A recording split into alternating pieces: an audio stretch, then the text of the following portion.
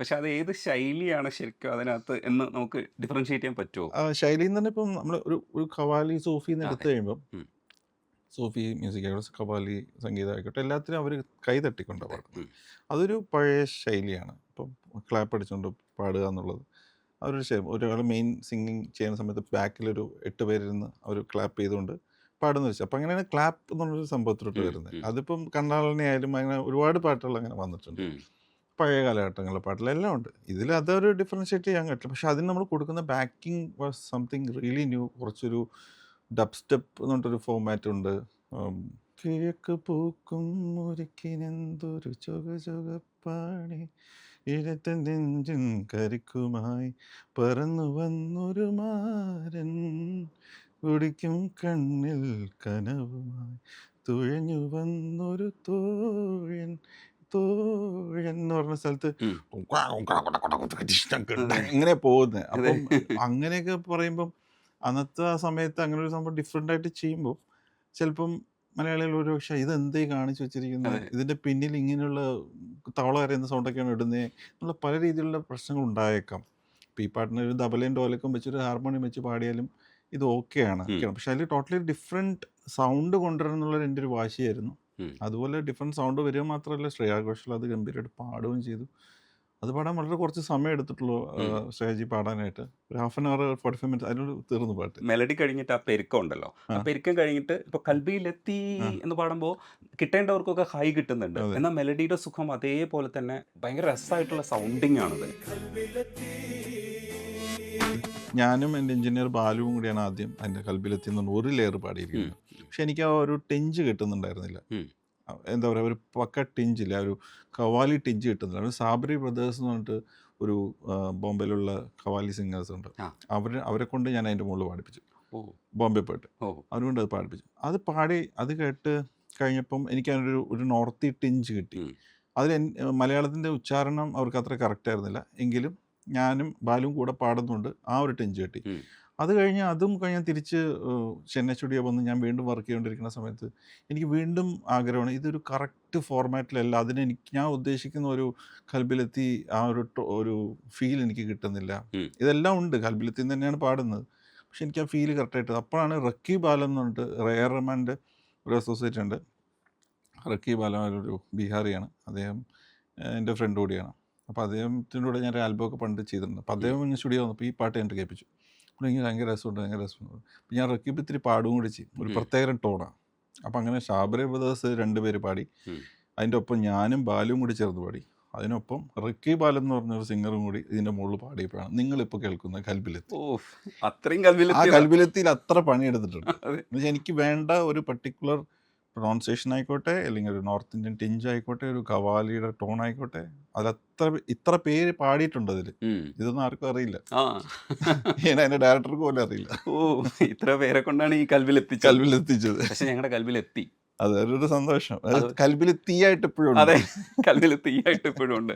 അതുപോലെ എനിക്ക് നെഞ്ചിൻ കരിക്കുമായി പറന്നു പറന്നു വന്നൊരു വന്നൊരു മാരൻ എന്ന് പറയുമ്പോൾ ആ മെലഡിയും നമ്മുടെ ഉള്ളിലെത്തിച്ചു. ഓക്കെ. അപ്പം ഞാനിത് ആവർത്തിച്ച് പറയാൻ കാരണം റഫീഖ് സാറിൻ്റെ വരികൾ നമ്മൾ ശ്രദ്ധിക്കുമെങ്കിലും അത് നിങ്ങൾ കറക്റ്റായിട്ട് നമ്മളുടെ കാതിൽ എത്തിച്ചു. ഓക്കെ. ഇത്രയും സൗണ്ടിങ് ബഹളങ്ങളും ഒക്കെയുള്ള ഹൈയൊക്കെ തരുന്ന പാട്ടാണ്.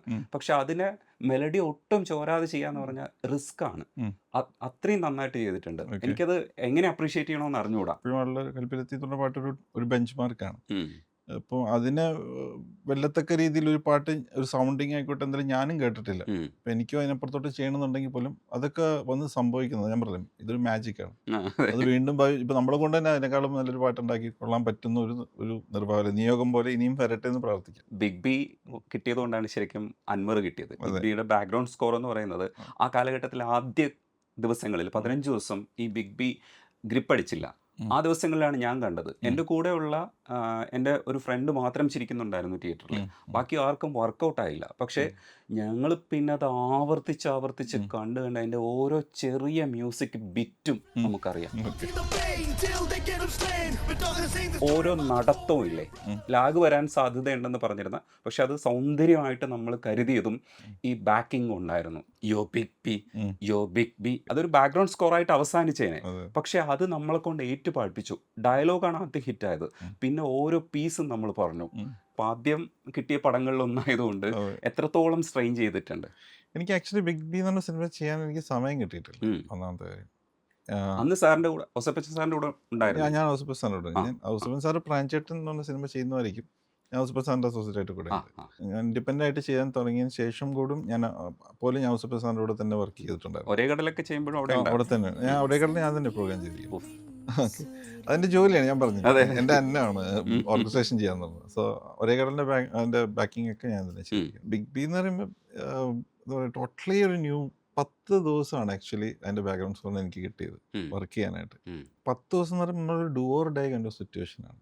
ഐദർ വർക്ക് ആവോ ഇല്ലെന്ന് അറിയില്ല. ഉം, എക്സാക്ട്ലി 10 ഡേയ്സിലാണ് അത് ചെയ്തിരിക്കുന്നത്. അത് ഒരു മിറാക്കിളാണ്.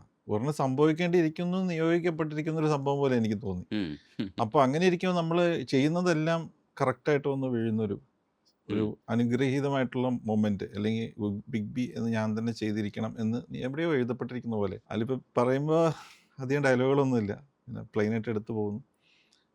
ഒരു ബാക്ക്ഗ്രൗണ്ട് സ്കോർ വിചാരിച്ചു കഴിഞ്ഞാൽ ഒരു സിനിമയെ ശരിക്കും താളം തെറ്റിക്കാൻ പറ്റും. അതിൻ്റെ പാറ്റേണൊക്കെ മാറ്റി ചെയ്യാൻ അറിയില്ലെങ്കിൽ, ഒരു ഫിലിം ടെക്നീഷ്യൻ ആയിരുന്നെങ്കിൽ മാത്രമേ ഒരു ബാക്ക്ഗ്രൗണ്ട് സ്കോർ നമുക്ക് ജനങ്ങളോട്ട് എത്തിക്കാൻ പറ്റത്തുള്ളൂ.